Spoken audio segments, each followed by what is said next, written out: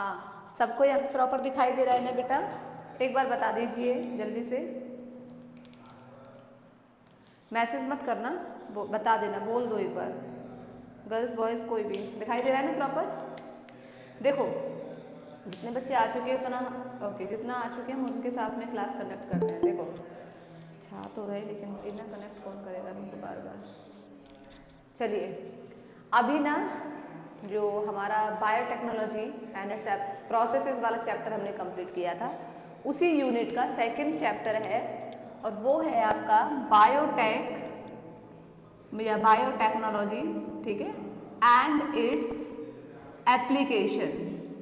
अब हम एप्लीकेशन वाले चैप्टर को पढ़ेंगे।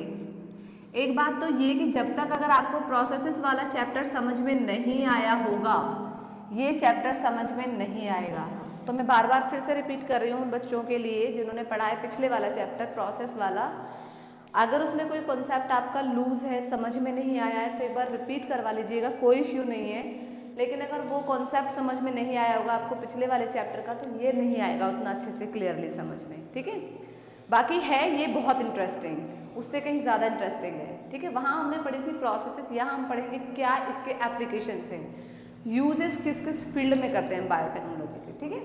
तो देखिए हमें पता है इसके बारे में क्या होता है, प्रोसेसेस हम पढ़ चुके थे, बस हमें इस चैप्टर में एप्लीकेशंस के बारे में पढ़ना है, इसके यूजेस के बारे में, सिग्निफिकेंस के बारे में पढ़ना है कि ऐसे कौन कौन से एरियाज हैं, कौन कौन से फील्ड हैं जहाँ पर बायोटेक्नोलॉजी एक कह सकते हैं सबसे ज़्यादा उसका यूज़ हो रहा है, ठीक है।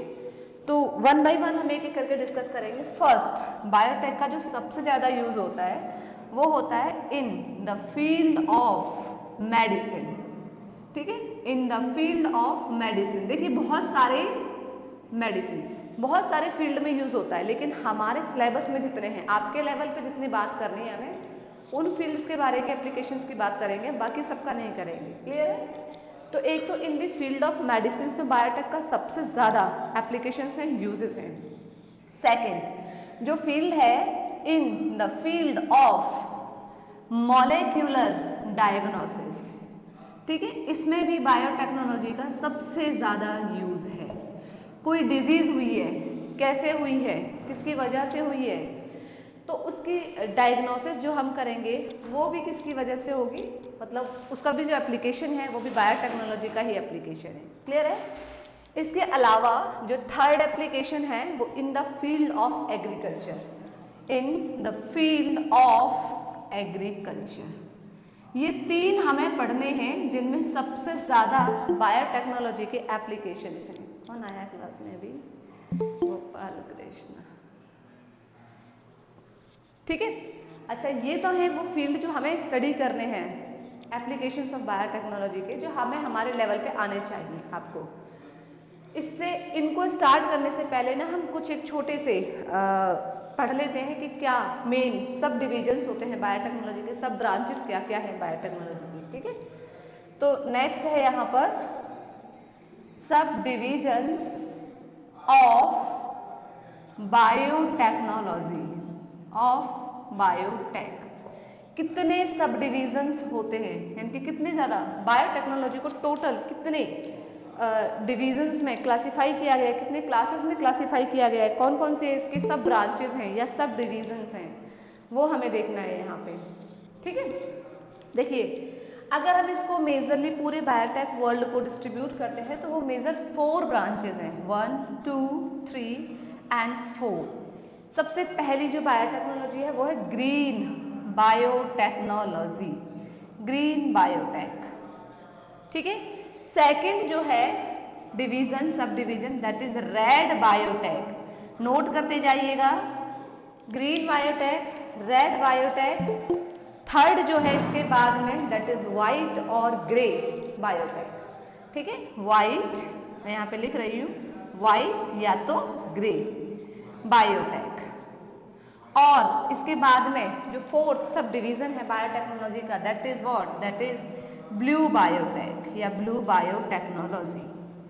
ये मेजर 4 कुछ डिविजन्स हैं बायोटेक्नोलॉजी के जो अलग अलग एरियाज से, अलग अलग फील्ड से रिलेट करते हैं। जैसे कि अगर मैं ग्रीन बायोटेक की बात करती हूँ तो ये ग्रीन नाम से समझ में आ रहा है एग्रीकल्चर से रिलेटेड है, ठीक है। ये जो डिवीजन है it is related to agriculture, this is related to agriculture, पहला। सेकंड है रेड बायोटेक। देखिए अगर हम रेड बायोटेक की बात करते हैं जनरली या रेड बायोटेक्नोलॉजी की, तो बेसिकली ना ये जो रिलेटेड है मेडिकल वर्ल्ड से रिलेटेड है, मेडिसिन से रिलेटेड है, ठीक है। इसे याद रखने के लिए आप क्या कर सकते हो, जैसे कि हम अगर मेडिसिन वर्ल्ड की बात करते हैं या मेडिकल फील्ड की बात करते हैं तो सबसे ज़्यादा ना रेड चीज़ें वहाँ पे यूज़ होती है। जैसे कि अगर आप किसी को दवा देने जा रहे हैं, मेडिसिन बता रहे हो, ट्रीटमेंट देने जा रहे हो, तो पहले क्या करेंगे हम उसका पहले ब्लड का डिटेक्शन करते हैं। ब्लड कैसे कलर का होता है, रेड कलर का होता है। कुछ मेडिसिन होती हैं जैसे कि हम उनको डायरेक्ट जो इंजेक्शंस वगैरह हैं आईवी इंट्रावेनसली यूज़ करते हैं, तो वेन्स में क्या है, ब्लड ही तो है, रेड कलर का है, सिर्फ याद रखने के लिए है ये, ठीक है। तो red biotechnology is related to, किससे रिलेट करता है ये, मेडिसिन से रिलेट करता है। आप ऐसे भी याद कर सकते हैं, आपको जैसे ठीक लगे अपने हिसाब से, आप कोई और ट्रिक भी तैयार कर सकते हो। व्हाइट या ग्रे बायोटेक की अगर हम बात करते हैं तो ये है रिलेटेड टू इंडस्ट्रियल प्रोडक्ट से, इंडस्ट्रियल प्रोडक्ट्स। देखिए हमने पढ़ा था माइक्रोब्स इन ह्यूमन वेलफेयर वाले चैप्टर में, है ना, वहाँ पर हमने बहुत सारे इंडस्ट्रियल प्रोडक्ट्स पढ़े थे। कुछ याद आ रहा होगा आपको, cheese formation, curd formation, yogurt formation या अदर डिफरेंसेज जितने भी हैं आप इंडस्ट्रियल प्रोडक्ट्स में यहाँ पर कह सकते हो, पेट्रोल, फ्यूल्स वगैरह जो है, ठीक है, उनकी रिफाइनिंग के लिए। तो इंडस्ट्रियल लेवल पे जो भी प्रोडक्ट्स होते हैं उनमें भी बायोटेक्नोलॉजी का ही सबसे ज़्यादा एप्लीकेशन है, जो बेसिकली किसके अंदर में आती है, आपके व्हाइट या ग्रे बायोटेक के अंदर में आती है, ठीक है। नाउ ये जो ब्लू बायोटेक है, इसके तो आपसे नाम में समझ में आ रहा होगा कि जितना भी हम कह सकते हैं जो मैराइन प्रोडक्ट्स हैं, ठीक है, या सी या ओशियन के जो प्रोडक्ट्स हैं या इकोसिस्टम कह सकते हैं आप, उनसे रिलेटेड जो बायोटेक्नोलॉजी है वो आती है ब्लू बायोटेक्नोलॉजी, ठीक है। तो this is what, this is related to marine, water से रिलेटेड है इसलिए तो ब्लू है। मैराइन इकोसिस्टम, सबसे ज़्यादा वाटर तो यही है ना। तो ये क्या है, दे आर सब डिविजन्स ऑफ बायोटेक्नोलॉजी। क्लियर है? आई होप कि यहाँ तक में तो कोई डाउट होगा नहीं, क्योंकि एकदम सिंपल है। एप्लीकेशन हमें हमारे लेवल पे जो पढ़ने हैं वो 3 फील्ड है, medicine field, molecular diagnosis, disease की डायग्नोसिस कैसे करते हैं वो हम पढ़ेंगे यहाँ पे, और एग्रीकल्चर में, ठीक है, एग्रीकल्चर में कैसे हम बायोफोर्टिफिकेशन, अगर आपको याद हो हमने पढ़ा था, है ना, प्लांट ब्रीडिंग के अंडर में, तो किस तरीके से हम बढ़ा सकते हैं highly disease resistant plant, high yielding crops को, या किस तरीके से जीन्स का मैनिपुलेशन कर सकते हैं। एक और है यहाँ पर ना, हम इस चैप्टर में एप्लीकेशंस के अलावा कुछ एथिकल प्रॉब्लम्स पर भी बात करेंगे। एथिकल्स का मतलब क्या होता है, एथिकल इश्यूज, एथिकल को हिंदी में कहते हैं नैतिक, ठीक है। यानी कि देखो यहाँ बात किसकी हो रही है, जेनेटिक लेवल की बात हो रही है। इससे पिछले वाले चैप्टर में हमने डिस्कस भी किया था कि यहाँ पे मेन बेसिकली किसका होता है, genetically modified organism, plants breeding के अंडर में भी है ये वर्ड आपका।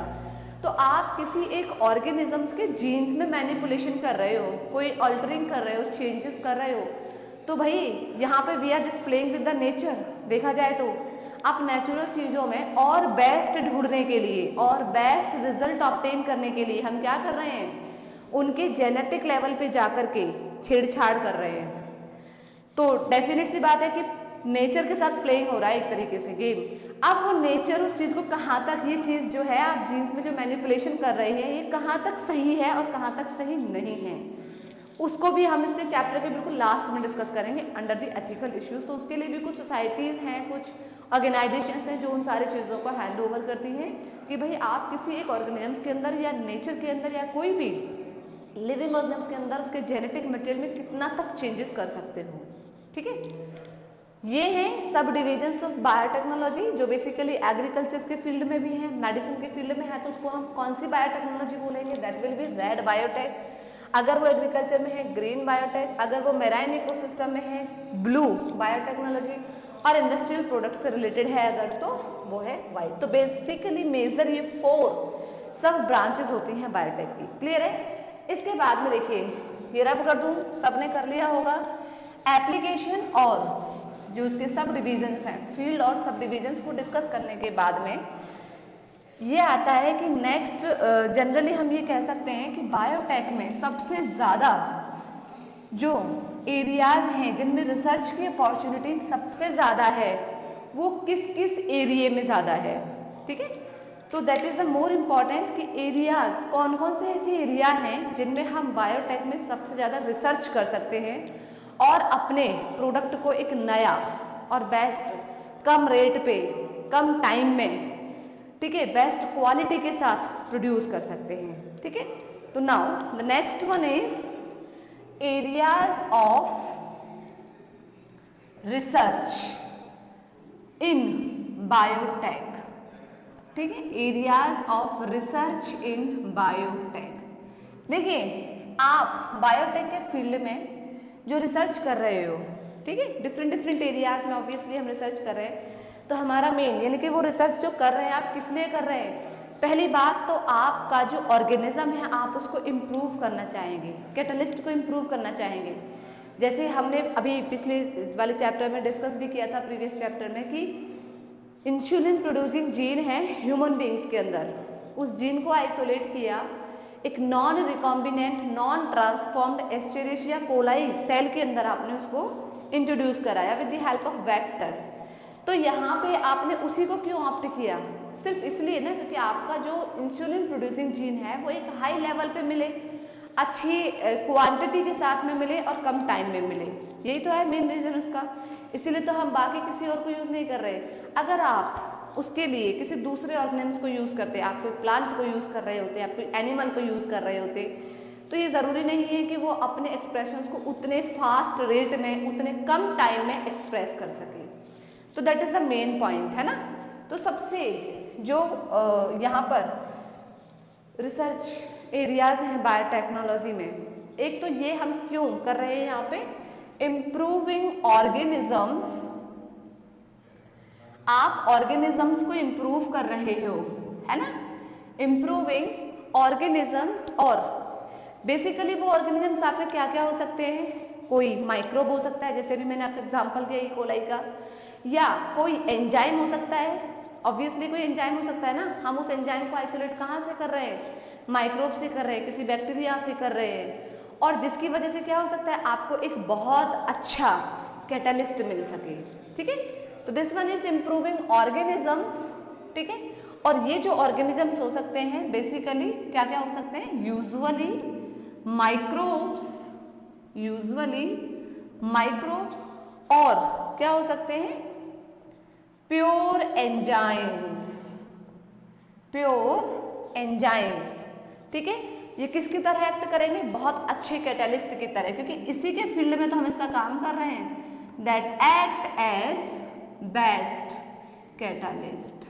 क्लियर है, पहला पॉइंट तो ये हो गया, ठीक है। अब आपको याद होगा जब हमने पढ़ा था बायोटेक एंड प्रोसेसेस वाला चैप्टर, तो उसमें हमने डिस्कस किया था कि क्यों और किस तरह से बेसिकली जो उसके प्रिंसिपल्स थे बायोटेक के वो क्या क्या थे, एक तो genetic engineering recombinant DNA technology कह सकते हो आप उसे, या सेकंड जो प्रिंसिपल था दैट वाज स्टेराइल कंडीशंस।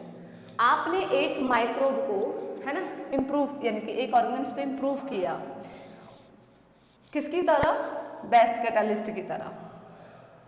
लेकिन आप क्या चाहोगे, अगर आपने वो इंसुलिन प्रोड्यूसिंग जीन एक इकोलाई सेल के अंदर में इंट्रोड्यूस किया है, तो आप चाहोगे कि वो सिर्फ और सिर्फ इकोलाई सेल ही रहे उस कल्चर में, कोई दूसरा ऑर्गेनिज्म वहां पे ना आ जाए। यानी कि ये कब पॉसिबल हो सकता है, जब आप प्रॉपर स्टेराइल कंडीशंस प्रोवाइड कराएंगे तब।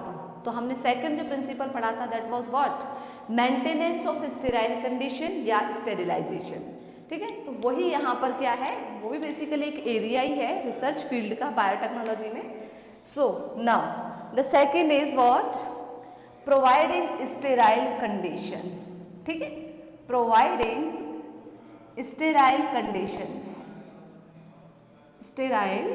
कंडीशंस। अच्छा, ये जो आप प्रोवाइड कर रहे हो स्टेराइल कंडीशंस, ये हम किसके लिए कर रहे हैं, ताकि जो हमें हमारा प्रोडक्ट मिले, ठीक है, बेसिकली वो कैसा मिले, आपको प्योर फॉर्म में मिले, ठीक है। तो प्रोवाइडिंग स्टेराइल कंडीशंस क्यों कर रहे हैं हम? टू ग्रो और ऑब्टेन आपका जो डिजायर्ड प्रोडक्ट है उसको, desired product in pure form, ठीक है, एकदम प्योर फॉर्म में ग्रोथ कराने के लिए हम क्या कर रहे हैं, उसका स्टेराइल कंडीशंस को प्रोवाइड करा रहे हैं। क्लियर है ना? ये फुल स्टॉप है, नॉट ऑब्लिक, ठीक है। नाउ इसके बाद में थर्ड क्या एरिया हो सकता है? हर बायोटेक्नोलॉजी में हम एक और एरिया की बात करते हैं जिसमें सबसे ज़्यादा रिसर्च चलती है। एक तो ये आ गया कि कैसे उसको ज़्यादा से ज़्यादा स्टेराइल कंडीशंस हम प्रोवाइड कराएं ताकि हमें हमारा जो डिजायर्ड प्रोडक्ट है वो एकदम प्योर फॉर्म में मिले, और सबके लिए अलग अलग होता है। जैसे कि अगर आप बात करते हो कोई आपको एंटीबायोटिक स्टेराइल करानी है, कल्चर में आपने एंटीबायोटिक ग्रोथ कराया, अगर आपको वो ग्रोथ करानी है तो उसके लिए हम क्या यूज़ करेंगे? फिल्टरेशन मेथड यूज़ करते हैं। कोई वैक्सीन है, एंजाइम्स है, यानी कि जो हीट को टॉलरेट नहीं कर सकते हैं, उनके लिए क्या यूज़ करते हैं हम? बेसिकली हीट सेंसिटिव मेथड्स को यूज़ करेंगे। जो ऑलरेडी हीट सेंसिटिव है तो उनमें हम हीट का यूज़ करेंगे ही नहीं, उनको हम फिल्टरेशंस, माइक्रो फिल्टर्स के थ्रू क्या करेंगे? बिल्कुल सेपरेट करेंगे, प्योर फॉर्म में करेंगे। तो ये भी एक मेथड है इस फील्ड में, किस तरह से हम स्टेराइल कंडीशंस अच्छे से अच्छे लेवल पे प्रोवाइड करा सकते हैं। एक और है आपका थर्ड, एक एग्जांपल देके बताती हूँ। हम मार्केट में जाते हैं ना, तो छोटा सा एग्जांपल बता रही हूँ मैं। सपोज एक मेडिसिन है, कोई पेन किलर है सपोज, ठीक है, कोई भी एक पेन किलर है। एक पेन किलर है आपको और सेम है, बस अलग अलग कंपनी का फर्क है। हो सकता है कि एक रेनबैक्स ने फॉर्म किया है, एक सिप्ला ने बनाया है, आप ऐसे कंसीडर कर लीजिए, दोनों ही फार्मास्यूटिकल इंडस्ट्री है, ठीक है। तो जो सिप्ला बना रही है, और वो सपोज आप ऐसे कंसीडर कीजिएगा कि जो सिप्ला ने बनाई है वो सेरिडोन है, पेन किलर है, और वही वाली सेम मेडिसिन एक दूसरी रेनबैक्सी फॉर्म कर रही है। प्राइस अलग अलग है दोनों का। सिप्ला का जो प्राइस है वो 2 रुपीज़ एक मेडिसिन का है, और जो रेनबैक्सी है उसका 5 रुपीज़ एक मेडिसिन का है।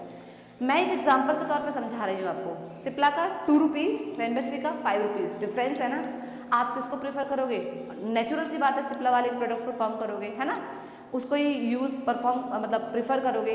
ऐसा क्यों कर रहे हैं, और ऐसा क्या रीजन है कि एक ही प्रोडक्ट के डिफरेंट कंपनी में अलग अलग प्राइसेस हैं? वो है उसका डाउन स्ट्रीम प्रोसेसिंग। पढ़ा था ना हमने ये, डाउन स्ट्रीम प्रोसेसिंग। ये तो इस फील्ड में सबसे ज्यादा रिसर्च होती है डाउन स्ट्रीम प्रोसेसिंग में, ठीक है।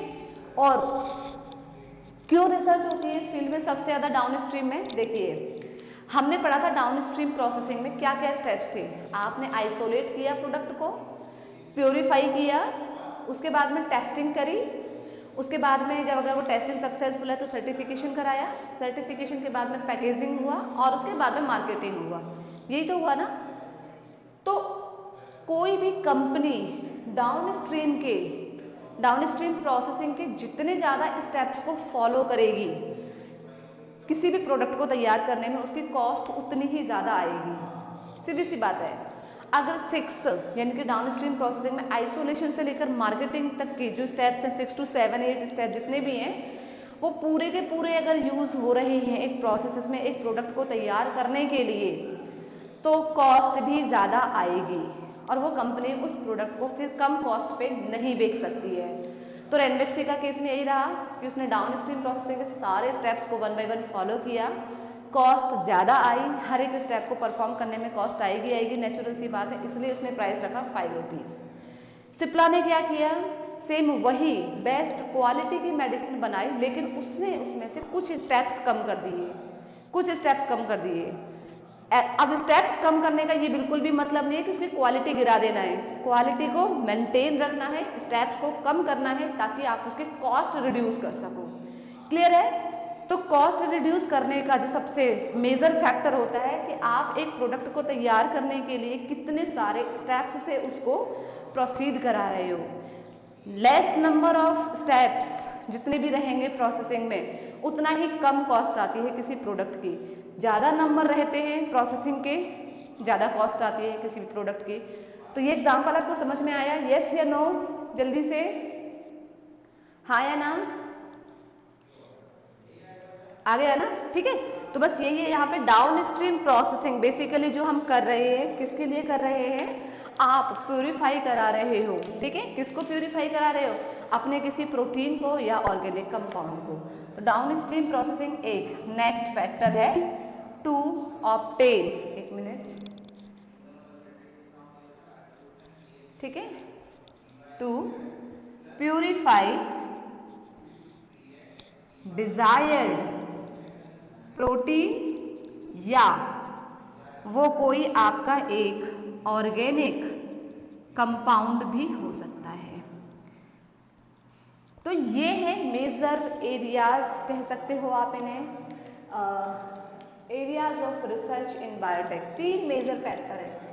आपने जो ऑर्गेनिज्म जिसको आप यूज कर रहे हैं बेसिकली क्या होगा, वो या तो कोई माइक्रोब होगा या तो कोई वो प्योर एंजाइम होगा जो बेसिकली कैटलिस्ट की तरह एक्ट करेगा। उसको इम्प्रूव कराना है। कैसे इम्प्रूव कराना है, हर इंडस्ट्री में, बायोटेक की जितने भी इंडस्ट्री में, सब में एक रिसर्च एंड डेवलपमेंट सेक्टर होता है, R&D फील्ड, ये सारे काम वहां होते हैं, ठीक है। सेकेंड, यहाँ पे जो रिसर्च वर्क चल रहा है वो किसमें, आप कितने ज़्यादा से ज़्यादा बेस्ट से बेस्ट स्टेराइल कंडीशंस दे सकते हो अपने प्रोडक्ट को ऑब्टेन करने के लिए in the pure form. Third है, आप कैसे डाउनस्ट्रीम प्रोसेसिंग को रिड्यूस कर सकते हो, डाउनस्ट्रीम प्रोसेसिंग के स्टेप्स को रिड्यूस कर सकते हो, क्वालिटी मेंटेन रखनी है। ऐसा नहीं है कि आपने स्टेप्स रिड्यूस कर दिए, क्वालिटी भी रिड्यूस कर दी, फिर क्या फायदा, कोई नहीं खरीदेगा आपके प्रोडक्ट को। क्वालिटी को वही सेम लेवल पे रखना है, लेकिन स्टेप्स को रिड्यूस करना है ताकि आप उसे कैसा बना सको, थोड़ा सा कॉस्टली ना बना करके उसको रीजनेबल प्राइसेस में आप उसको मार्केट में सेल कर सको। क्लियर है। अब इसके बाद हम आते हैं अपने वापस से लौट करके, ये क्या था, इंट्रोडक्शन फेज था, वापस आते हैं हम हमारे एप्लीकेशन ऑफ बायोटेक में। ये रब कर दूं,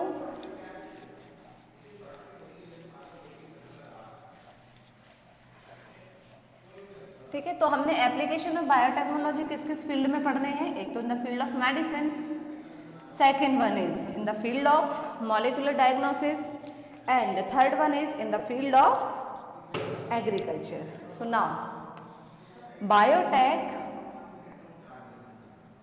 इन the field of, one by one चलेंगे हम सबको लेकर के मेडिसिन में, इन द फील्ड ऑफ मेडिसिन क्या क्या इसके एप्लीकेशंस होते हैं इन द फील्ड ऑफ मेडिसिन में, ठीक है। ये हमें देखने हैं। देखिए सबसे पहला जो इसका एप्लीकेशन है वो है जेनेटिकली इंजीनियर्ड इंसुलिन बनाने में, मेडिसिन में सबसे ज्यादा, ठीक है। आपके लेवल पे जो आपको पढ़ना भी है, बुक में दिया हुआ है, अच्छे से क्वेश्चंस आते भी हैं वहां से, ठीक है। तो ना फर्स्ट जो है that is what, genetically engineered insulin. First is genetically engineered insulin. इसको बनाने में बायोटेक का सबसे मेजर कंट्रीब्यूशन रहा है, सबसे मेजर एप्लीकेशन है इन the field of genetically engineered insulin. Students please एक मिनट, हाँ अब एक मिनट, हाँ बेटा, हाँ ठीक है। इसके बाद में अगर हम सेकंड एप्लीकेशन की बात करते हैं, सेकंड की अगर हम बात करते हैं, कर दिया, सेकंड की अगर हम बात करते हैं दैट इज जीन थेरेपी, ठीक है। सेकंड अगर एप्लीकेशन की बात होगी तो जीन थेरेपी, ये सब हमें पढ़ना है। मेडिसिन वर्ल्ड में कहाँ कहाँ पे बायोटेक का यूज है, एक तो इंजीनियर्ड इंसुलिन हमें डिटेल में पढ़ना है, ये इसको बनाने के लिए यूज करते हैं। सेकेंड हमें जीन थेरेपी, देखो थेरेपी वर्ड कभी भी कहीं भी आए तो थेरेपी का मतलब होता है ट्रीटमेंट, क्लियर है। तो जीन थेरेपी में सबसे ज्यादा इसका यूज होता है, जैसे कि आपको अगर कोई एम्ब्रियोनिक स्टेज में पता चल, सबसे ज्यादा इसका यूज करते हैं एम्ब्रियोनिक स्टेज में, तभी ज्यादा सक्सेसफुल रिजल्ट देता है अपने। कोई डिफॉल्टिंग जीन है, सिकल सेल एनीमिया है, हीमोफीलिया है, कलर ब्लाइंडनेस है, कोई ऐसा डिसऑर्डर है जो जीन डिफॉल्टिंग जीन की वजह से हुआ है, तो हम उस जीन को ठीक कर सकते हैं with the help of biotech, ठीक है। तो जीन थेरेपी। नाउ इसके बाद में अगर हम थर्ड की बात करते हैं तो to production of monoclonal antibodies क्या होती है, ये सब पढ़ेंगे हम, ठीक है। तो third one is monoclonal antibodies में इसका यूज करते हैं। और मोनोक्लोनल एंटीबॉडीज के अलावा नेक्स्ट हम और कहाँ पे यूज करते हैं बायोटेक का? वैक्सीन प्रोडक्शन में, ठीक है, वैक्सीन के लिए। और एक और है यहाँ पे बेसिकली मॉलिक्यूलर के मतलब डिजीज डायग्नोसिस के लिए। तो मॉलिक्यूलर डायग्नोसिस ऑफ डिजीज आप ऐसे लिख लीजिएगा, मॉलिक्यूलर डायग्नोसिस, ठीक है। अच्छा एक चीज और, जो ये मॉलिक्यूलर डायग्नोसिस वाला है ना, ये हमने अलग ही पढ़ा था, वहां पे भी 3 फील्ड पढ़े थे हमने बायोटेक के, in the field of medicine, in the field of molecular diagnosis और in the field of agriculture. तो इसे हम अलग से पढ़ेंगे, सेपरेटली पढ़ेंगे इस फील्ड को, यानी कि इस वाले एप्लीकेशन को। ये 4 हम इसमें पढ़ेंगे इन द फील्ड ऑफ मेडिसिन में, जेनेटिकली इंजीनियर्ड इंसुलिन बनाने में, जीन थेरेपी में, एक आपके मोनोक्लोनल एंटीबॉडीज में और in the production of vaccine में, ठीक है। चलिए सबसे पहले अब हम बात करते हैं यहाँ पे क्या, एक एक करके पढ़ेंगे वन बाय वन। सबसे first one is what are the advantage of genetically engineered insulin produce through biotechnology या बाय बायोटेक्नोलॉजी, ठीक है। So now the next one is advantages, क्या क्या हैं इसके ऑफ जेनेटिकली, ठीक है, इंजीनियर्ड इंसुलिन की, जेनेटिकली इंजीनियर्ड इंसुलिन की क्या क्या एडवांटेज हैं, ये हमें पढ़ना है, ठीक है। देखो आप सब जानते हैं बहुत अच्छे से कि इंसुलिन क्या होता है। क्या होता है इंसुलिन, कौन बताएगा? एक वर्ड में आंसर, मैसेज मत करना, बस मुझे बता दीजिएगा क्या होता है। कोई बताएगा किसे कहते हैं? कोई भी? What is insulin? आपको पता है ना इंसुलिन एक क्या है? हार्मोन है, हाँ या ना? है ना, पेप्टाइड हार्मोन है, प्रोटीनेशियस हार्मोन है, वेरी गुड, है ना। इंसुलिन क्या है? इंसुलिन एक हार्मोन है, ठीक है। कहाँ से सीक्रेट होता है? देखिए ऐसा आपको पता है ना कि जो इंसुलिन हार्मोन है बेसिकली पेनक्रियाज के जो आइलेट्स ऑफ लैंगरहैंस के बीटा सेल्स हैं वहां से सीक्रेट होता है, पता है ना ये बात? अच्छा अब ऐसा तो नहीं है ना कि इसका यानी कि इंसुलिन प्रोड्यूसिंग जो या इस हार्मोन को बनाने वाले जो जीन है, जो जीन इसके लिए रिस्पॉन्सिबल है वो सिर्फ वही प्रेजेंट है। ऐसा है क्या कि वो सिर्फ पेनक्रियास के आइलेट्स ऑफ लैंगरहैंस के बीटा सेल्स में ही अवेलेबल है? नहीं, ऐसा बिल्कुल भी नहीं है, वो हमारी बॉडी के हर सेल्स में अवेलेबल है। Getting my point? वो आपकी स्किन में भी, क्योंकि हमें पता है ना हमारे पास में तो 23 पेयर ऑफ क्रोमोसोम्स हैं, तो वो जो जीन है इंसुलिन को प्रोड्यूस करने वाला वो हमारी बॉडी के हर सेल्स में है, चाहे वो आपकी स्किन है या बॉडी का कोई भी पार्ट है, मतलब हर जगह पर वो जीन अवेलेबल है। But the thing is that कि वो जीन का जो एक्सप्रेशन है वो एक्सप्रेशन वहां होता है, कहाँ? बीटा सेल्स में, किसके? Islets of Langerhans of pancreas के। आया समझ में, हाँ या ना? वहां उसका एक्सप्रेशन होता है, इसीलिए हम बोलते हैं कि insulin is secreted from the beta cells of islets of Langerhans of pancreas. हमें पता है पेनक्रियास एक मिक्सोक्राइन ग्लैंड के अंदर में आता है ना, जिसमें से एक्सोक्राइन ग्लैंड्स भी और एंडोक्राइन। तो जो इंसुलिन जो हार्मोन है बेसिकली ये एंडोक्राइन ग्लैंड्स वाला पार्ट का मतलब सीक्रेटेड हार्मोन है, क्लियर है ना? अच्छा अब यहाँ पे है कि इसका एडवांटेज क्या क्या है। देखो इंसुलिन कैसे वर्क करता है बॉडी में? इंसुलिन हमारे जो ब्लड में शुगर लेवल है उसको मेंटेन करता है, डिक्रीज करता है। कैसे डिक्रीज करता है? जो भी हम खाना खाते हैं, जो भी ग्लूकोज है बॉडी के अंदर में, उस ग्लूकोज को कन्वर्ट करता है किसमें? ग्लाइकोजन में, और स्टोर फॉर्म में रखता है। तो जब जब ग्लूकोज का कन्वर्जन ग्लाइकोजन में होगा, नेचुरल सी बात है ब्लड में से ग्लूकोज का जो लेवल होगा, शुगर का जो लेवल होगा वो रिड्यूस होगा। अगर ये प्रोसेस नहीं हो पा रही है, आपको पता है ना 2 सेल्स होती है, एक अल्फा सेल्स एक बीटा सेल्स। बीटा सेल से ये हार्मोन सीक्रेट होता है, अल्फा सेल से ग्लूकागोन सीक्रेट होता है। और वो ग्लूकागोन क्या करता है? जब बॉडी में ब्लड जो शुगर लेवल है ज्यादा ही डेफिशिएंस हो जाता है, कम हो जाता है, डिक्रीज हो जाता है, तो वो हार्मोन वर्क करता है। वो क्या करता है? वो ग्लाइकोजन को तोड़ता है, ब्रेक डाउन करता है और ग्लूकोज के शुगर यूनिट्स में कन्वर्ट करता है, ठीक है, ग्लूकोज में, सिंपल शुगर यूनिट्स में। तो इस तरीके से दोनों हार्मोन्स एक दूसरे के एंटागोनिस्टिकली वर्क करते हैं, अपोजिट वर्क करते हैं। एक हार्मोन इंक्रीज है, अगर एक सीक्रेट है तो दूसरा डीएक्टिवेट है, दूसरा एक्टिवेट है तो दूसरा डीएक्टिवेट होगा, ठीक है, दोनों एक साथ में एक जैसा काम नहीं करते हैं, एक जोड़ने का काम करता है, एक तोड़ने का काम करता है। एक शुगर लेवल को बढ़ाने का काम करता है, दैट इज ग्लूकागोन, और ये उसको घटाने का काम करता है, दैट इज इंसुलिन। ये हमें सब पता है डिटेल में।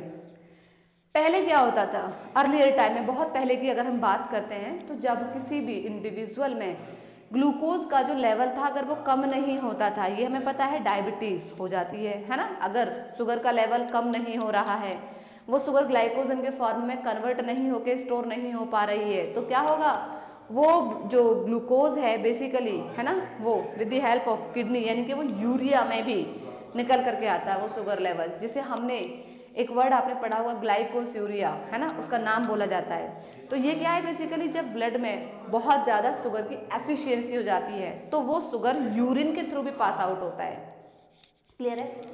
उस चीज़ को कम करने के लिए पहले टाइम में, ट्रेडिशनल टाइम में, अर्लियर बहुत ज़्यादा, उस टाइम पे जो इंसुलिन लिया जाता था एनिमल्स की बॉडी में, ह्यूमन बॉडी में जो इंसुलिन इंट्रोड्यूस कराते थे, वो कहाँ से लेते थे, स्लॉटर्ड एनिमल्स से।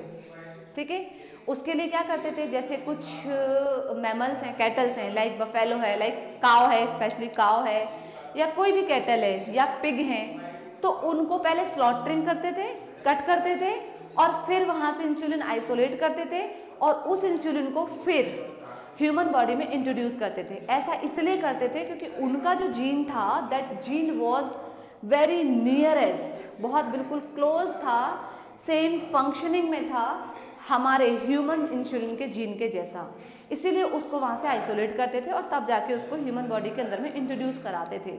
लेकिन ऐसा करने के ना बहुत सारे ड्रॉबैक्स होते थे।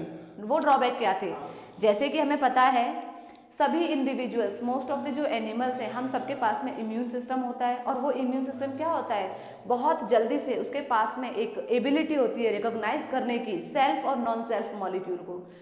तो सभी इंडिविजुअल्स का, सारे ह्यूमन जो पेशेंट होते थे, जो पीपल्स होते थे, ज़रूरी नहीं है कि उनका इम्यून सिस्टम उसको बिल्कुल एक्सेप्ट करे ही करे। समटाइम्स वो क्या हो जाते थे, एलर्जिक हो जाते थे, वो उस इंसुलिन के लिए कोई ना कोई इम्यूनोलॉजिक रिएक्शन से एक्सप्रेस करते थे। क्यों करते थे भाई, क्योंकि वो दूसरे की बॉडी से आया है, इसलिए करते थे। ठीक है, तो ये सबसे ज़्यादा, अब साइंटिस्ट ने सोचा क्यों ना कुछ ऐसा किया जाए कि जिसका जो एक्सप्रेशन है, जो एलर्जिक रिस्पॉन्स है, वो भी ना हो। एक तो एलर्जिक रिस्पॉन्स होता है, उसको भी कम करना है। दूसरी बात क्या है, जैसे मैंने आपको स्टार्टिंग में बोल दिया कि उसको हम कहाँ से ऑब्टेन कर रहे थे, स्लॉटर्ड एनिमल से। तो बड़ा ही पेनफुल सा प्रोसेस है ये। एक तो कितने सारे एनिमल्स की अननेसेसरी किलिंग हो रही है, दूसरा अननेसेसरी तो नहीं है, खैर है तो नेसेसरी, लेकिन दूसरा क्या है कि अगर एक एनिमल आपको चाहिए तो उसको तैयार होने में कितना टाइम लगेगा। फॉर एग्जाम्पल एक पिग है, या एक एग्जाम्पल काव है, या कोई भी एक कैटल है, गॉट है, तो उनका जो गेस्टेशन पीरियड है वो आपको वेट करना पड़ेगा। एक नया इंडिविजुअल उससे प्रोड्यूस होगा थ्रू द रिप्रोडक्शन, उसको आपको वेट करना पड़ेगा, खिलाना पिलाना पड़ेगा, बड़ा करना पड़ेगा, then you will slaughter that animal, तब जाकर के आपको इंसुलिन मिलेगी। तो कितना लंबा प्रोसेस है, बहुत ज्यादा टाइम कंज्यूमिंग प्रोसेस है, एलर्जिक रिस्पॉन्स होने के सबसे ज्यादा चांसेस हैं, फिर भी हम ये नहीं कह सकते। तो साइंटिस्ट ने क्या सोचा कि क्यों ना कुछ ऐसा बनाया जाए कि हमें इन एनिमल्स की बजाय सबसे फास्टेस्ट रेट पे जो ग्रोथ करने वाले होते हैं वो कौन होते हैं, प्रोकैरियोट्स होते हैं कंपैरेटिवली यूकैरियोट्स, और उसमें भी सबसे ज्यादा कौन, इकोलाई होती है ना। और इकोलाई को ही हम यूज क्यों करते हैं, उसके पीछे भी आपको रीजंस पता है, नॉन टॉक्सिक होती है, मीन डबलिंग टाइम बहुत कम होता है ना। तो इसीलिए सबसे फर्स्ट जो कंपनी थी, एक अमेरिकन कंपनी थी, एले लिली, पढ़ेंगे हम इसकी पूरी डिटेल, लेकिन अभी सिर्फ एडवांटेजेस की बात कर रहे हैं। तो उन्होंने क्या किया, ह्यूमन बॉडी से ही जो इंसुलिन प्रोड्यूसिंग जीन था उसको आइसोलेट किया। उस जीन को आइसोलेट करने के बाद में एक इकोलाई सेल लिया, उसका प्लाज्मिड लिया, उस प्लाज्मिड में उस जीन को एज अ वेक्टर फिट किया with the help of enzymes, पिछले चैप्टर्स में हम सब पढ़ चुके हैं, और एक रिकॉम्बिनेंट डीएनए बना दिया। इस रिकॉम्बिनेंट डीएनए को किसी दूसरे इकोलाई सेल में जिसके पास में प्लाज्मिड अवेलेबल नहीं है उसमें इंट्रोड्यूस कराया, और ये दूसरी जो इकोलाई सेल थी अब ये कैसी हो गई, ट्रांसफॉर्म रिकॉम्बिनेंट हो गई है ना। तो फिर अब इसको क्या करा रहे हैं, कल्चरिंग करा रहे हैं, यानी कि सपोज ये है वो ह्यूमन इंसुलिन प्रोड्यूसिंग जीन, इस जीन को, ये एक इकोलाई है जिसके पास में ये प्लाज्मिड है, इस प्लाज्मिड को भी आइसोलेट किया, ठीक है। Restriction enzyme, same restriction enzyme से दोनों को कट किया होगा, डीएनए को भी और इसको भी, और यहाँ पर इसको वेक्टर बनाया, आरडीएनए बना दिया, रिकॉम्बिनेंट डीएनए, और इस रिकॉम्बिनेंट डीएनए को एक दूसरे इकोलाई सेल में इंट्रोड्यूस कराया जिसके पास में प्लाज्मिड पहले से नहीं था। ये कंडीशन आ गई यहाँ पर, ठीक है, ये वाली कंडीशन आ गई। एक मिनट, हाँ किसी को, हाँ, ये यहाँ पर है आपका रिकॉम्बिनेंट डीएनए, और इस इकोलाई सेल को, ये इसका खुद का अपना जेनेटिक मटेरियल होगा, वो सारी चीजें आपको पता है। अब ये जो इकोलाई सेल होगी कैसी होगी, ये रिकॉम्बिनेंट है, ट्रांसफॉर्म्ड है, इसको कल्चर कराया बहुत बड़े लेवल पे, ठीक है। वो सारा टेस्टिंग वेस्टिंग सब ट्रांसफॉर्मेंट सेलेक्टेबल मार्कर्स के थ्रू करने के बाद में, पूरा स्क्रीनिंग होने के बाद में कल्चर कराया। तो जैसे जैसे ये इकोलाई सेल क्या करेगी, मल्टीप्लाई करेगी, रेप्लिकेट करेगी खुद को, ये 1 2 3 4 5 सेल्स है सपोज, तो इन सभी सेल के पास में ये रिकॉम्बिनेंट डीएनए होगा कि नहीं होगा, ऑफ कोर्स होगा। ये रिकॉम्बिनेंट डीएनए सबके पास होगा, और इस रिकॉम्बिनेंट डीएनए में ये जीन अवेलेबल है, और ये जीन किसका है, इंसुलिन प्रोड्यूसिंग जीन है। तो ये इंसुलिन प्रोड्यूसिंग जीन इन हर एक सेल में होगा।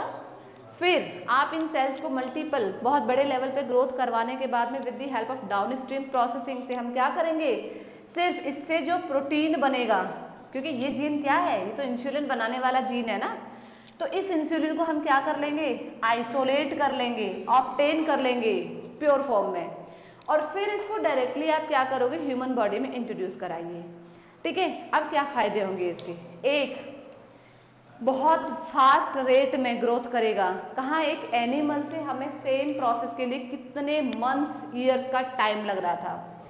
फिर वो एलर्जी तो रिस्पॉन्स करेंगे ही करेंगे, सभी पीपल्स उसके लिए बिल्कुल एलर्जिक ना हो ये बिल्कुल ज़रूरी नहीं है, तो एलर्जिक रिस्पॉन्स तो होगा। तो एक प्रोसेस तो ये है, avoid allergic response first genetically. ये वाली जो इंसुलिन बनी है इसी को हम जेनेटिकली इंजीनियर्ड इंसुलिन कह रहे हैं, ठीक है। तो पहला जो स्टेप होगा वो क्या होगा, एक तो बहुत बड़े लेवल पे हम ग्रोथ करा रहे हैं, फर्स्ट इनेबल्स मास प्रोडक्शन, ठीक है। फर्स्ट है इनेबल्स मास प्रोडक्शन, एक तो ये इसका बेनिफिट हो गया जेनेटिकली इंजीनियर्ड इंसुलिन को बनाने का सबसे पहला एडवांटेज, ठीक है। दूसरा जो मेन रीजन होगा वो क्या होगा, यहाँ पे बेसिकली आपको क्या करना है, अवॉइड करना है किसको, इम्यूनोलॉजिक रिस्पॉन्सेस को, ठीक है। तो ये जो इंसुलिन है genetically engineered insulin, it avoids immunological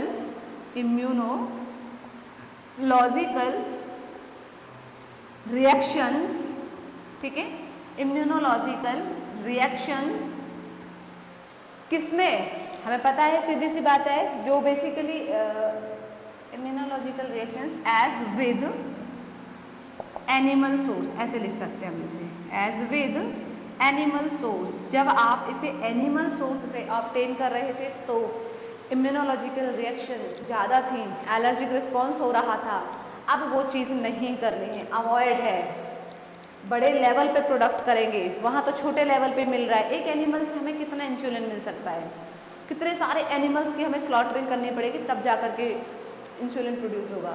यहाँ पर तो ऐसा नहीं है ना, यहाँ पे तो हमने एससीपी पढ़ा था, सिंगल सेल प्रोटीन, कि छोटे से कल्चर से बहुत बड़े लेवल के प्रोटीन्स को भी हम आइसोलेट कर सकते हैं, तो वो सेम कहानी यहाँ पर है, ठीक है। अच्छा, इसके बाद जो थर्ड पॉइंट होगा वो क्या है, ये सेफ है, कोई रिएक्शंस नहीं हो रही है, इसलिए सेफ है और ज़्यादा इफेक्टिव है, ठीक है। सेफ है एंड मोर इफेक्टिव है। तो ये क्या है, they are what, they are advantages of genetically engineered insulin. Clear है यहाँ तक, किसी को कोई डाउट है, नोट करिएगा जल्दी से यहाँ तक। नीचे का नहीं दिख रहा है, अच्छा ठीक है, अभी दिखाती हूँ नीचे का। नीचे वैसे कुछ है नहीं है, लेकिन एक बार दिखा देती हूँ, दिख गया, ठीक है। हाँ, तो जल्दी से नोट करिए इसे, फिर हम आगे बढ़ते हैं।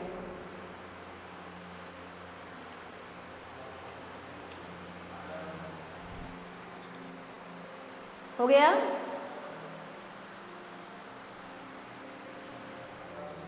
मैं ऊपर से रब कर रही हूँ तब तक।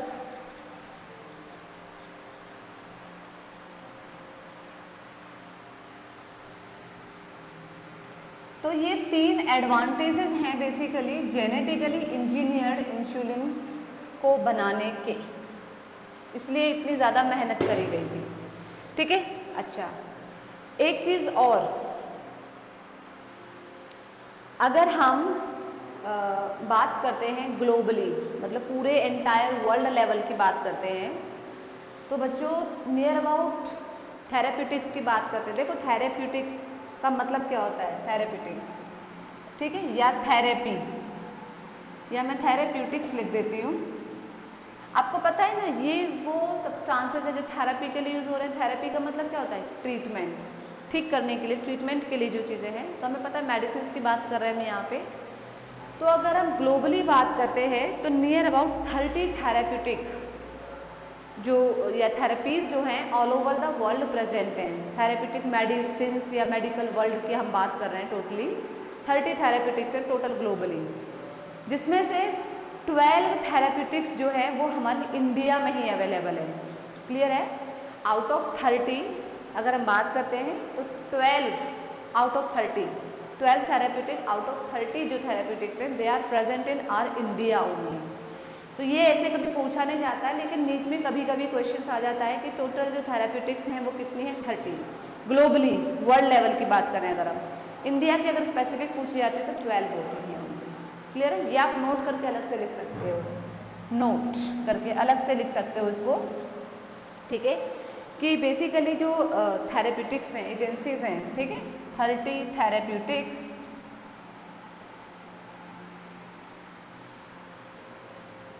ठीक है आर एट ग्लोबली या ग्लोबल लेवल या ग्लोबली कह सकते हो। ठीक है, आउट ऑफ विच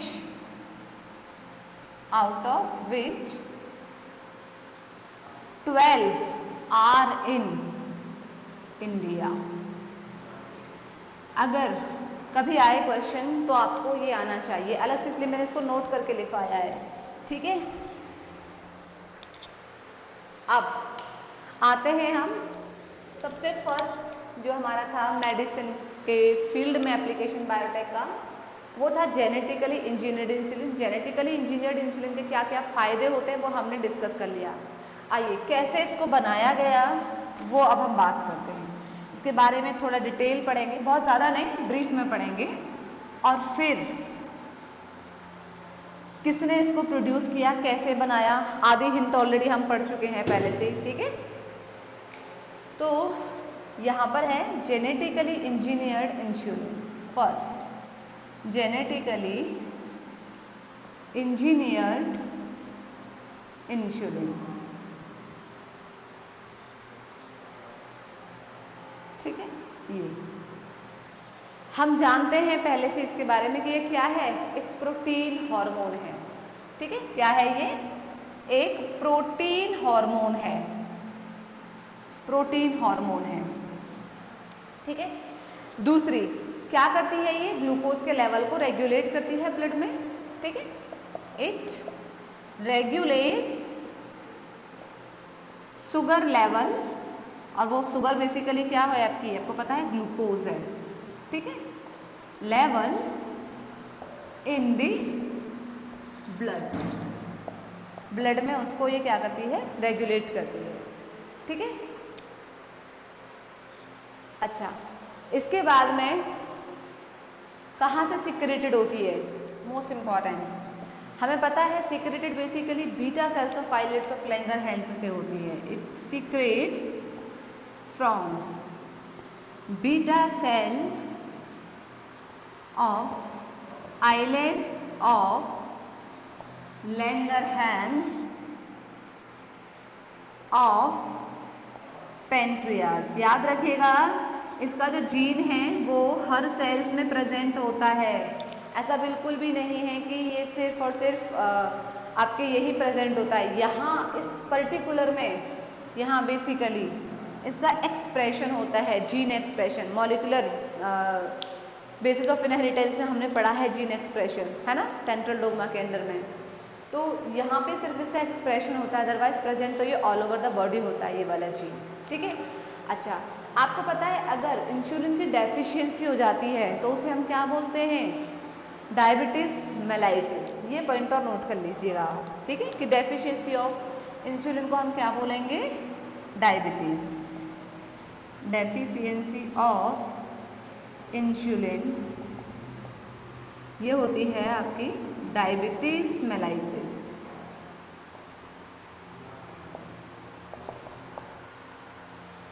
ठीक है, मेलाइटिस। क्लियर है? यहाँ तक नोट करिएगा, फिर हम आगे बढ़ते हैं इसमें थोड़ा और जल्दी से।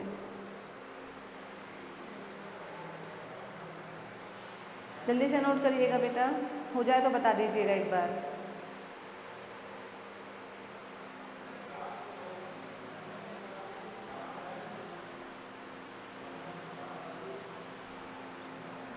रब कर दूं?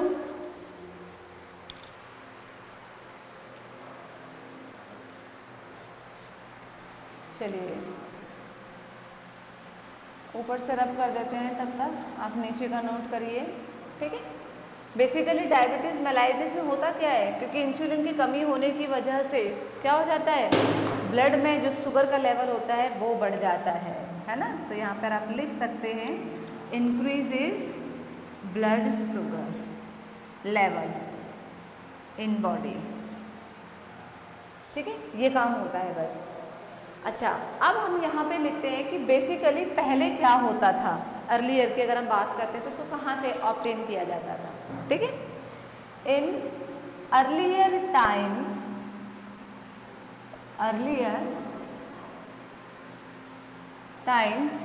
ठीक है, बेसिकली जो इंसुलिन को एक्सट्रैक्ट करते थे वो कहाँ से करते थे हम? पेनक्रियाज ऑफ स्लॉटर्ड कैटल से। इंसुलिन एक्सट्रैक्टेड, ठीक है, from the pancreas of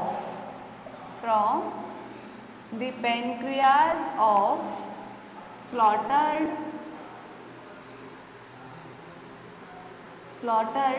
kettles. यहाँ से क्या करते थे? उसको ऑब्टेन करते थे। और ये जो स्लॉटर्ड कैटल्स में बेसिकली जो आते थे काउज, पिग्स एक्सेट्रा, ठीक है, या कोई भी गॉट वगैरह, वहाँ से इसको क्या किया जाता था? ऑब्टेन किया जाता था। लेकिन इसके लिए क्या होता था? कुछ लोग एलर्जिक रिस्पॉन्स शो करते थे अपनी बॉडी में, क्योंकि कहाँ से थी? दूसरे बॉडी से ऑब्टेन हो रही थी ये, इसलिए, ठीक है। तो कुछ लोग ज़्यादा ही क्या हो जाते थे? इनके लिए एलर्जिक हो जाते थे। तो some people show allergic response, ठीक है, किसके लिए? इसके लिए। एंड बेसिकली यहाँ पे क्या होता था? जो क्यों करते थे? क्योंकि उनकी जो बॉडी थी वो फॉरेन पार्टिकल्स की तरह इस इंसुलिन को क्या करती थी? ट्रीट करती थी, ठीक है। एंड फॉरेन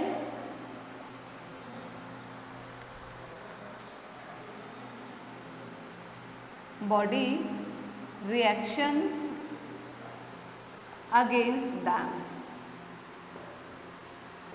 या पता है आप इसको कैसे भी लिख सकते हो? Some people show allergic response because their body act as a foreign particle, ऐसे भी लिख सकते हो आप इसको, ठीक है, कुछ भी लिख सकते हो। या फिर आप यहाँ पे and foreign body reactions against them, उनकी जो बॉडी है बिल्कुल फॉरेन बॉडी की तरह डील कर रही है, वो जो पार्टिकल आ रहा है, जो इंसुलिन आ रहा है दूसरे एनिमल्स के यहाँ से, इनके पेनक्रियाज से, इसलिए, ठीक है। चलिए, अब ये तो हो गए कुछ पॉइंट्स इंसुलिन के बारे में कि इंसुलिन क्या होता है, क्या फंक्शन होता है। आई थिंक ये सारे पॉइंट्स आपको पता है। हमें पढ़ना है अब जेनेटिकली जो इंजीनियर्ड इंसुलिन होता है वो कैसे बनाते हैं। उससे पहले हम पढ़ेंगे क्या? Structure of insulin. Structure of insulin, देखिए इंसुलिन कैसी है आपको पता है? क्वार्टरनरी प्रोटीन है, कॉम्प्लेक्स प्रोटीन है, हीमोग्लोबिन प्रोटीन है, ठीक है।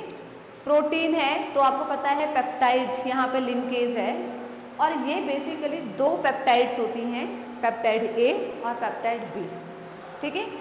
दोनों चेन आपस में डाइसल्फाइड ब्रिज के थ्रू कनेक्टेड होती है और उनसे मिलकर के इंसुलिन बनती है, ठीक है। तो अगर मैं इंसुलिन स्ट्रक्चर की बात करती हूँ यहाँ पे कैसे होगी, सपोज ये एक चेन है, this is what, this is a chain, A peptide chain है, प्रोटीन चेन है, ठीक है। This is what, this is second chain है, जो सेकंड चेन है वो कैसी है, बी चेन है। हमेशा जो ए चेन है वो थोड़ी छोटी होगी, बी चेन बड़ी होगी।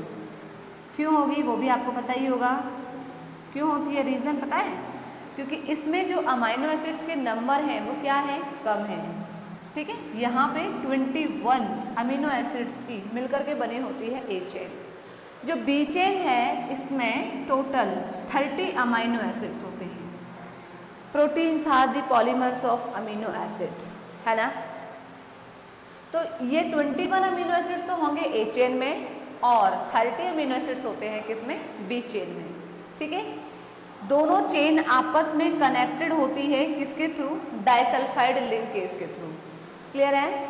और इसमें दो डाइसल्फाइड लिंकेज होते हैं इस तरह से। समझ में आ रहा है कि नहीं आ रहा है, जल्दी से बताइए हाँ या ना। स्टूडेंट्स प्लीज टेल मी हाँ या ना, समझ में आ रहा है कि नहीं आ रहा है।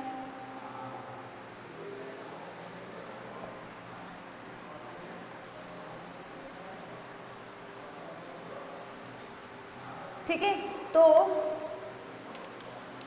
एक चेन ए है इसमें पेप्टाइड चेन, दूसरी चेन है बी।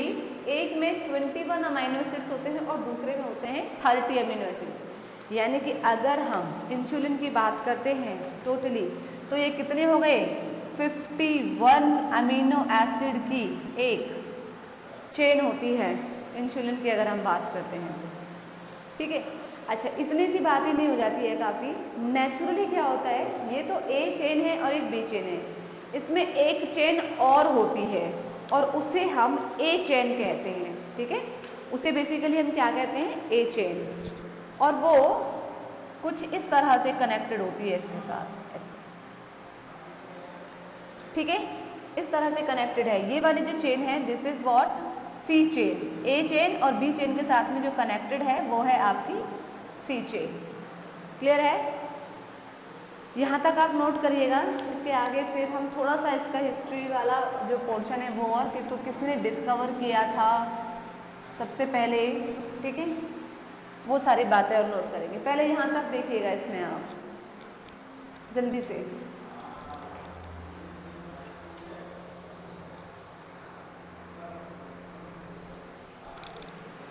हो गया, ठीक है।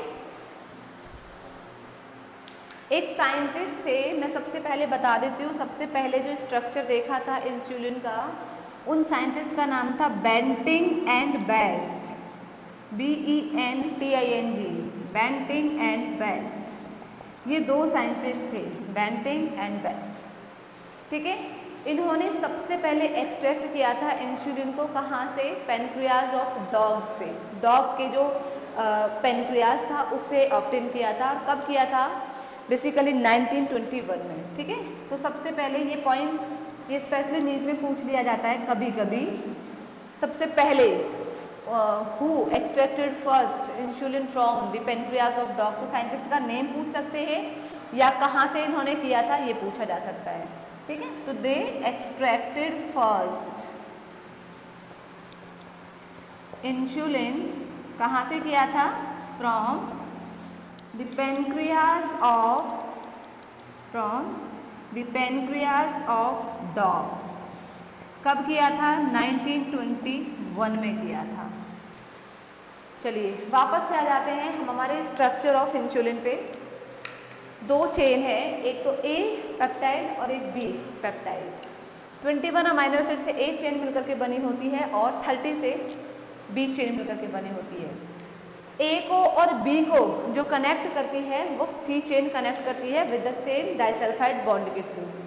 कितने इसमें अमीनो एसिड्स होते हैं, इसमें 33 अमीनो एसिड होते हैं, क्लियर है यहाँ तक। टोटल कितने हो गए, 33 अमीनो एसिड। लेकिन याद रखिएगा, जब कभी भी इंसुलिन में अगर हम बात करते हैं ए चेन है उसकी प्लस बी चेन है उसकी, बीच में सी चेन आएगी, ए सी बी, है ना। तो अगर उसमें सी चेन है और प्लस बी चेन है, तो ये वाली जो चेन बन रही है, ये वाली जो इंसुलिन होती है, इसे हम बोलते हैं प्रो इंसुलिन, ठीक है, प्रो इंसुलिन या इमैच्योर इंसुलिन। हमारी बॉडी में ये इस तरह से होती है, प्रो इंसुलिन। अभी ये मैच्योर नहीं है, अभी ये एक्टिव इंसुलिन नहीं है। जब ये चेन का रिमूवल हो जाएगा तब जाकर के आपकी जो चेन है इंसुलिन है वो कन्वर्ट होती है किसमें, इंसुलिन में। प्रो इंसुलिन से इंसुलिन यानी कि इमैच्योर इंसुलिन से मैच्योर इंसुलिन कब बनेगी, जब इस चेन का रिमूवल हो जाएगा तब। हाँ या ना, यहां तक समझ में आया कि नहीं आया सबको? जल्दी से बताइए, जल्दी से आंसर कीजिएगा, यस या नो।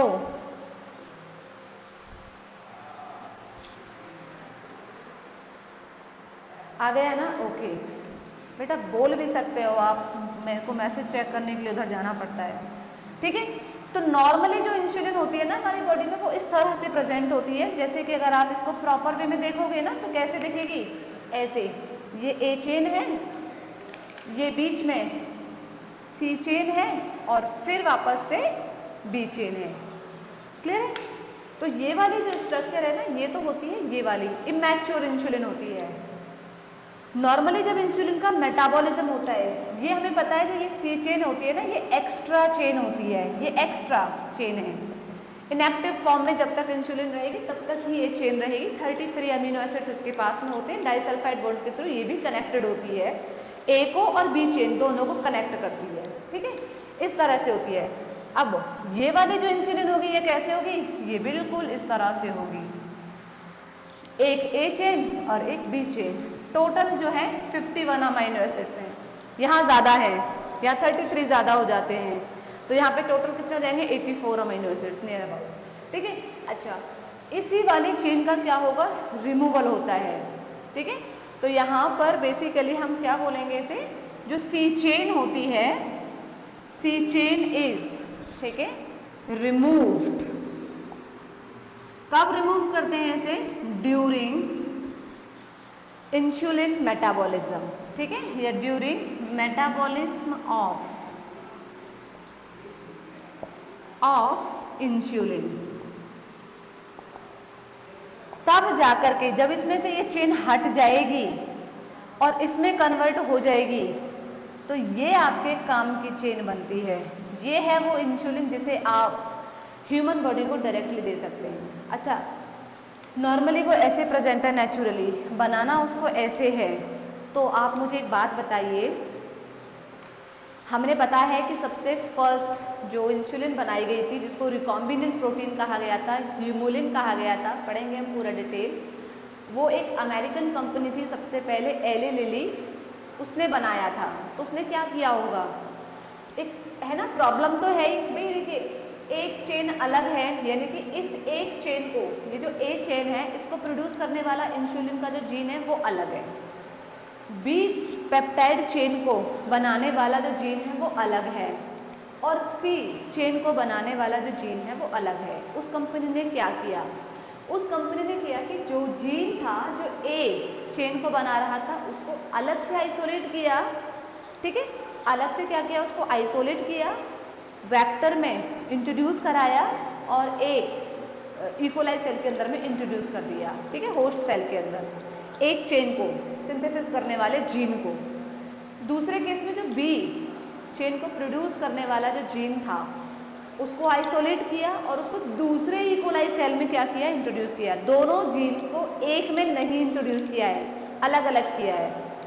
जो सी था इसको रिमूव कर दिया, इसका काम ही नहीं है, ये तो इनएक्टिव फॉर्म में है, ये तो उसको प्रो इंसुलिन में कन्वर्ट कर देगा अगर आपने इसको भी किया, इसलिए उन्होंने इसको आइसोलेट किया। तो जो ए चेन को बनाने वाला जीन था उसको आइसोलेट करके अलग होस्ट सेल में इंट्रोड्यूस कराया, बी चेन को जो बनाने वाला जीन था उसको अलग होस्ट सेल में इंट्रोड्यूस कराया।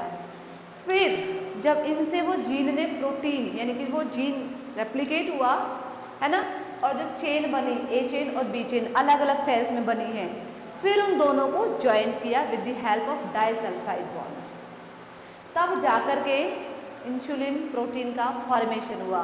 सबसे फर्स्ट ये जो काम किया था, ये किया था अमेरिकन कंपनी एली लिली ने, और इसको नाम दिया था recombinant genetically engineered insulin. Clear है? ये वाला प्रोसेस हम नेक्स्ट क्लास में पढ़ेंगे। यहाँ तक में किसी को कोई डाउट है तो जल्दी से बता दीजिए। यहाँ तक की क्लास में आज तक की बेटा एक बार बोल दीजिए, मुझे वापस से मैसेज देखने आना पड़ता है। यहाँ तक की क्लास में किसी को कोई डाउट है तो बता दीजिए, नहीं तो अभी जो इसका प्रोसेसिंग है डिटेल में वो पढ़ेंगे हम नेक्स्ट क्लास में। किसी को कोई डाउट है? यस या नो?